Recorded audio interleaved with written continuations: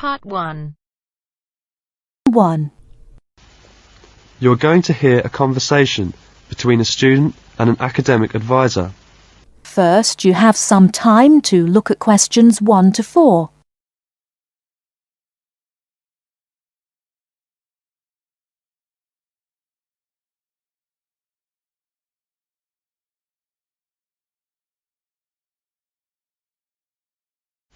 Hello there, you must be Jane. Please come in. My name is Mrs. Dunstan. Hello, Mrs. Dunstan. Pleased to meet you. All right now, let's see. Now, you're interested in attending university in Canada, is that right? Yes, and I have a lot of questions to ask you. Okay, but before I begin to answer your questions, I need to ask you a few questions first. Now, your major is... Engineering. Mechanical engineering. Right, and where did you graduate? I graduated from the Beijing Institute of Machinery in July 1998. I completed my bachelor's degree. Okay, now, I'm assuming you'll want to continue studying in that field, am I right? Actually, I'd prefer to do an MBA if possible. But if I have no other choice, then I'll continue in mechanical engineering. Okay, now, are you familiar with the requirements for an MBA degree? Yes. Before you hear the rest of the conversation, you have some time to look at questions 5 to 10.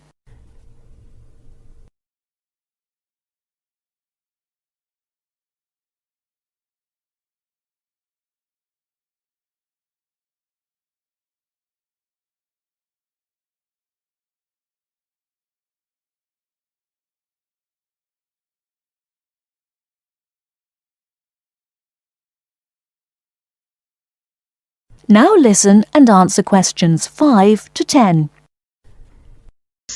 I think I need to do well on the GMAT, and I'll definitely need the TOEFL or Ielts, right?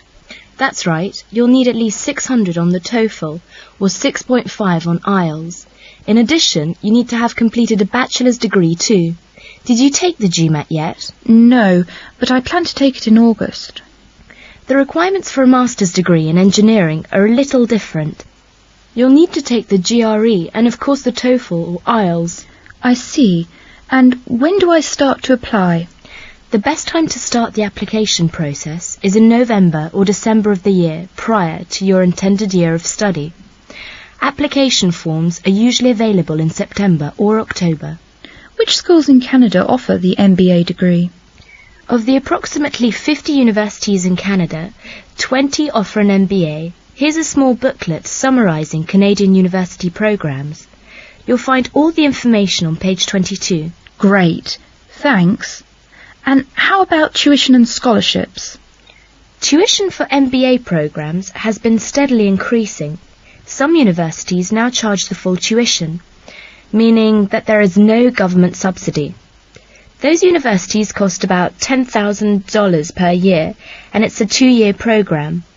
Other universities are still government subsidised, so the tuition is only about $4,500 per year.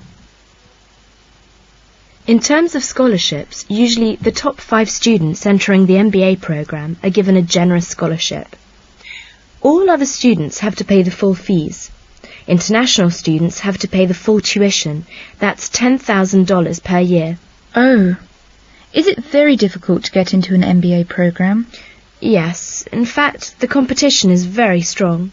MBA graduates have a pretty easy time finding a job, so many students are eager to do the programme thinking it will guarantee them success in their careers. Well, it sure does sound like an excellent way to start a promising future. What is the school year like? Classes begin in September each year and finish before Christmas. They resume after New Year and finish at the end of April. And after April? Why, that's your summer holiday. Sounds great. I want to thank you, Mrs. Dunstan, for all your help. I really do appreciate it. You're very welcome. And if you have any other questions, please feel free to contact me. You know my number, right? I sure do. Thanks very much. Goodbye.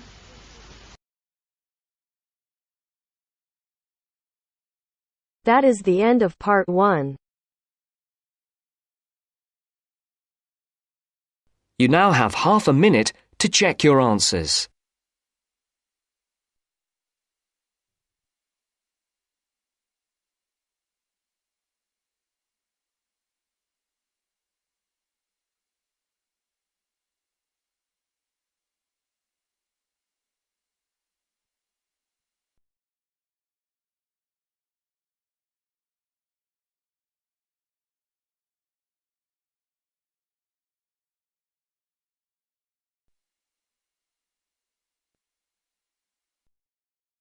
Now turns to part 2. Part 2. Listen to a man talking to a group of people at a weekend work conference in a hotel. First, look at questions 11 to 14.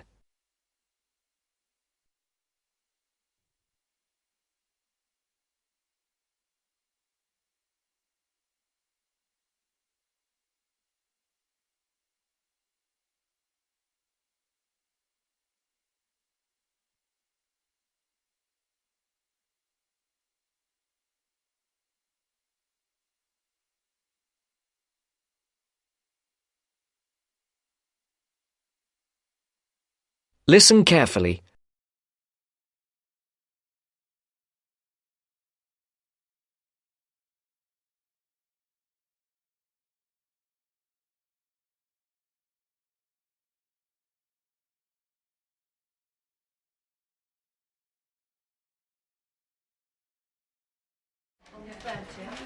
OK, can everyone listen again now, please? Now you know how much of the weekend will be work and what some of the meetings and sessions are about, I'd like to tell you something about how you can spend some of the free time you have over the weekend, both inside the hotel and outside in the town centre. As I've said, you'll be free from around 5 today and on Saturday and from lunchtime on Sunday, and there's plenty to do. This is the first time we've had the conference at the Royal Spa Hotel, and I'm sure you'll agree it's a very nice place. Really, there's no need to leave the hotel at all if you don't want to, but I'm sure some of you will want to get out for a change of environment. OK, first, restaurants and bars. I'm sure you all saw that there was a bar near the entrance as you came into the hotel, but there are actually 2 more bars.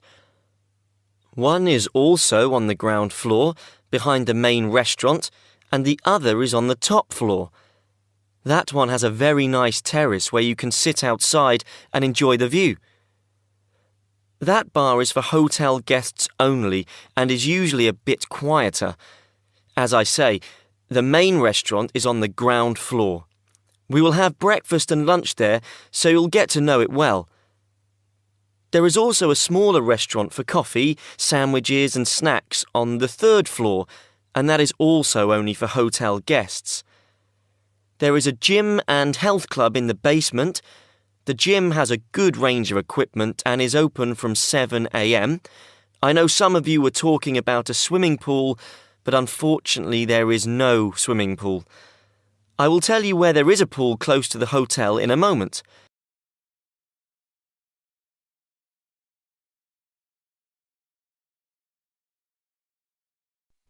Before the broadcast continues, look at questions 15 to 20.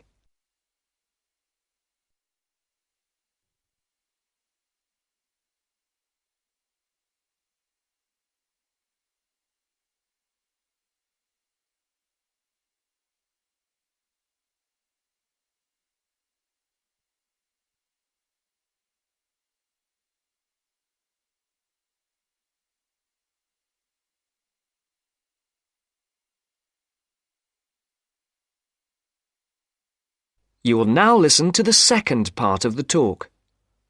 Now, I hope to see some of you around the hotel over the weekend, but I'm sure you will want to get out and see the town at some point. If you'd like to look at the map on the screen, I'll show the area around the hotel. There is a map of the town centre in your welcome pack too. OK, you can see the hotel here, in the middle of the map, and the main entrance here at the top, in Carlisle Street. OK, that swimming pool I promised to tell you about is here, in Cromwell Road. If you turn right out of the hotel, it's about 10 minutes up the road in the 3rd Street on the left. It's open until 7 p.m. and until 5 on Sunday. There's a very nice park here to the north, again about 10 minutes away. In the middle of the park is a boating lake, so if the weather's good on Sunday, it might be a nice way to relax. If you want to see a movie this evening or on Saturday night, the cinema is here, in the High Street. Come out of the hotel and turn left. The high street is only 3 minutes away. The cinema is here at the top of the street, next to a fairly large car park. Now, restaurants. There is a good Chinese restaurant in the middle of the high street, here on the right. It's directly opposite the town hall. It's called the White Orchid. Another very nice restaurant is Leonardo's. It does Spanish and Mexican food. It's here, at the bottom of the high street. So, turn left at the end of Carlisle Street, walk down for 5 minutes, and you'll see it on the other side of the road. I went to Leonardo's last time I was here, so I can recommend it. Now, if anyone wants to see some live music, there is always a jazz band playing at the Pink Coconut. Yeah, that's right, the Pink Coconut. That's here, in a little street behind the hotel. The street name is not on the map, but it's easy to find. Turn right out of the main entrance, and then take the first right to go back round to the back of the hotel. So, I think that's everything. Please ask me if you have anything else. That is the end of part 2. You now have half a minute to check your answers.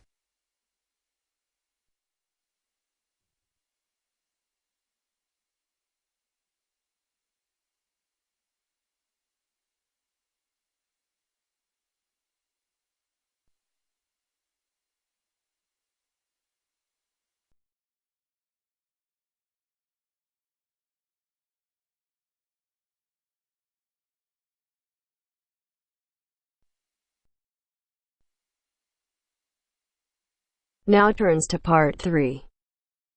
Part 3. You'll hear an interview on job application. First, you have some time to look at questions 21 to 25.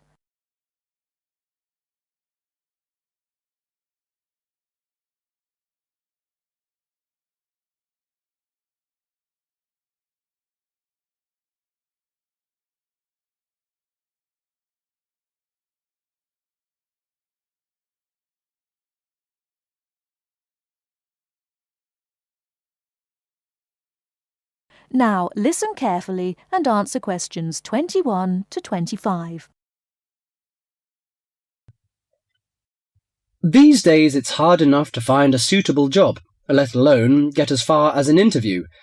Dozens of people every day send off their curriculum vitae or application form and wait hopefully to be summoned for an interview. Now this, apparently, is where a lot of people fall down because of their inadequacy at completing their application forms, according to Judith Davidson, author of Getting a Job, a popular book which has recently come onto the market. Our reporter Christopher Shields decided to look into this apparent inability of the British to sell themselves, and he spoke to Judith Davidson about it. Judith Davidson lectures at a management training college for young men and women, most of whom have just graduated from university and gone there to take a crash course in management techniques. One of the hardest things is not passing the exams, not passing the course examinations successfully, but actually finding employment afterwards. So Judith now concentrates on helping trainees to set about doing just this. And she tries to work out the reasons why chances of getting a job are pretty small.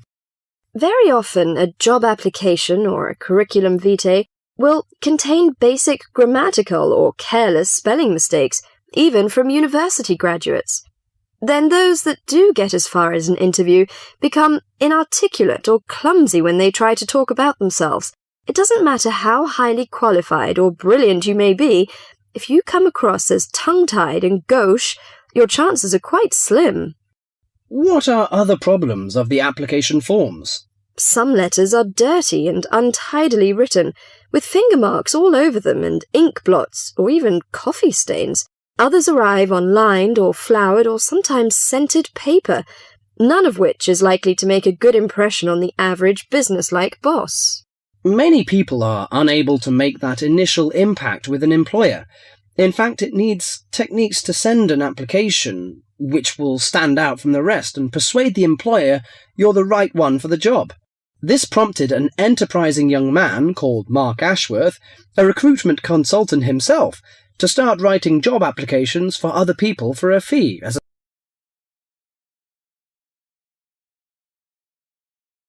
Before you hear the rest of the talk, you have some time to look at questions 26 to 30.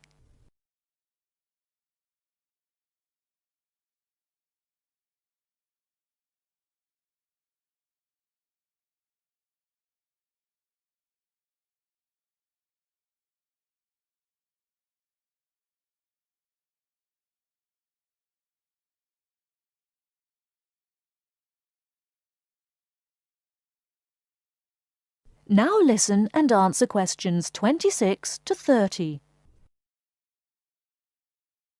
He told me he got the idea in America, where it's already big business, and in the last few months alone he's written over 35 CVs. He feels that 80% of job applications received by personnel managers are inadequate in some way.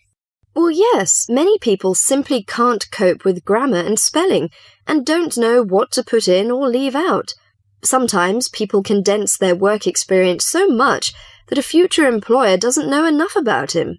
Then, on the other hand, some people go too far the other way. To give you an example, one CV I once received in my recruiting role was getting on for 30 pages long.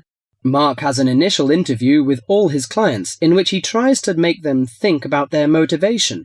He can often exploit these experiences in the CV he writes for them and shows that they have been valuable preparation for the job now sought. He also believes that well-prepared job history and a good letter of application are absolutely essential. Among the most important aspects of applications are spelling, correct grammar, content, and layout. A new boss will probably also be impressed with a good reference or a letter of commendation written by a former employer. The type of CV I aim to produce depends largely on the kind of job being applied for. They don't always have to be slick or highly sophisticated, but in certain cases this does help. Judith Davidson thought very much along the same lines as Mark. In her opinion, one of the most important aspects of job applications was that they should be easy to read. Many applicants send in letters and forms which are virtually unreadable. The essence of handwritten application is that they should be neat, legible, and the spelling should be accurate. I stress handwritten because most employers want a sample of their future employees' writing. Many believe this gives some indication of the character of the person who wrote it. Some people forget vital things like putting their own address or the date. Others fail to do what's required of them by a job advertisement.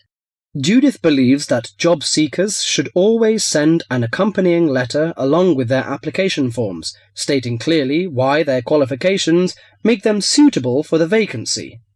Personal details have no place in letters of application. I well remember hearing about one such letter which stated, quite bluntly, I need more money to pay for my flat. No boss would be impressed by such directness. She added that the art of applying for jobs successfully was having to be learnt by more and more people these days, with the current unemployment situation. With as many as 200 or 300 people applying for one vacancy, a boss would want to see only a small fraction of that number in person for an interview. So your application had to really outshine all the others to get you on the shortlist.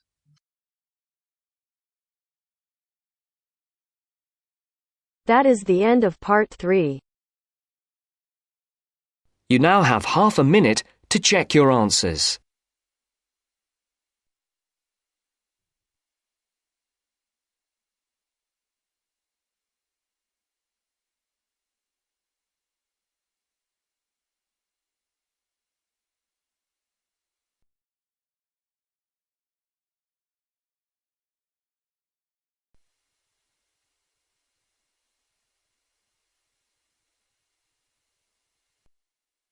Now turns to part 4. Part 4. You are going to hear a lecture about the geographic information about Australia. You now have some time to read questions 31 to 40.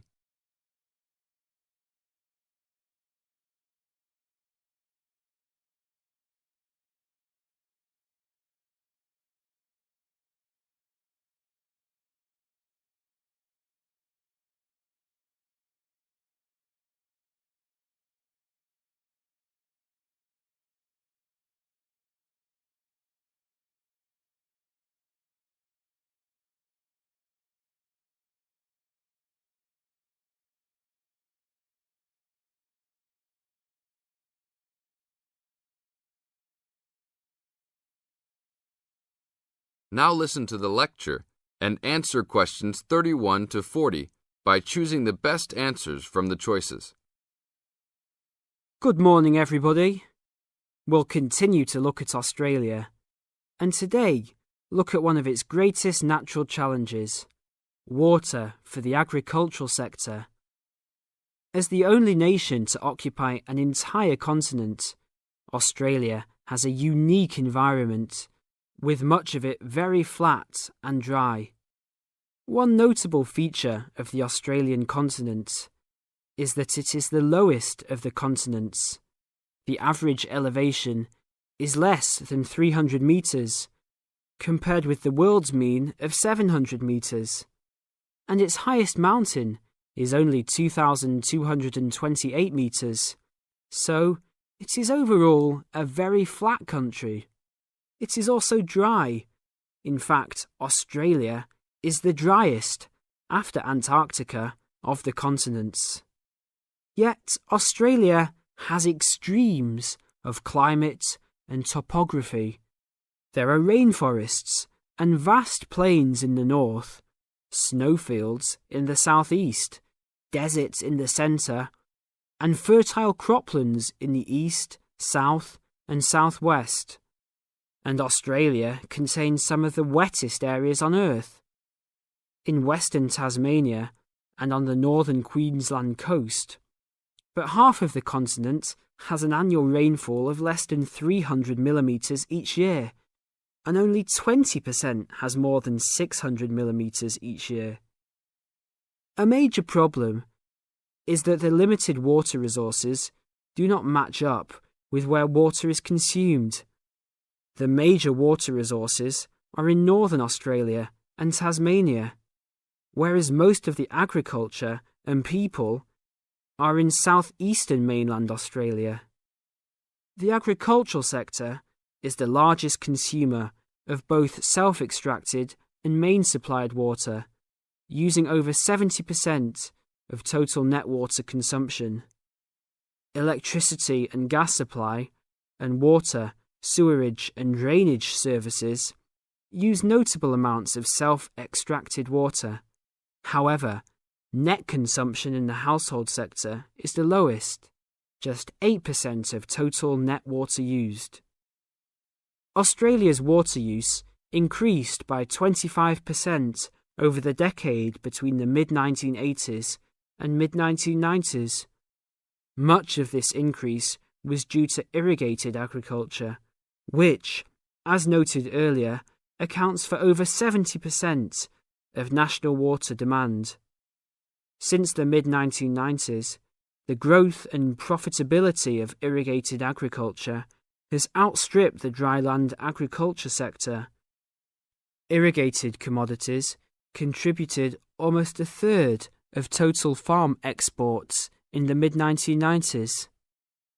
The results of a special government report in 2000 showed that if today's water use arrangements continue, the water needs of the rural industries will outstrip water availability by about 2020.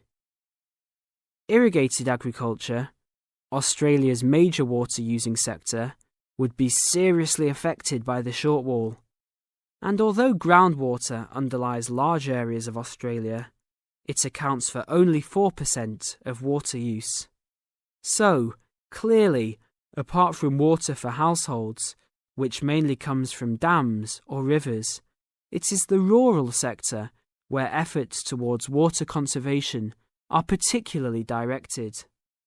In this sector, the largest consumers of water are the meat and wool industries.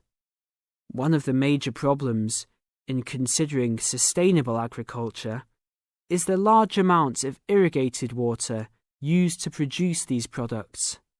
Some of the crops, such as wheat, maize, and soybeans, also use a lot of water.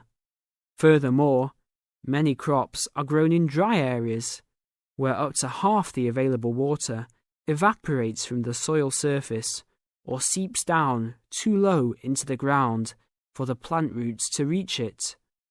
Well, that's all we have time for this morning. You will be able to do further study on this topic in the library, and I have a handout here with references for those who want to come out to the front to collect it. Next week, we'll look at outback farming and...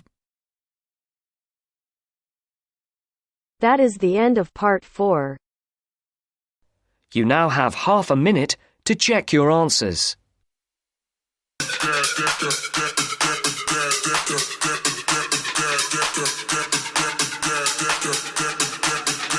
Yeah.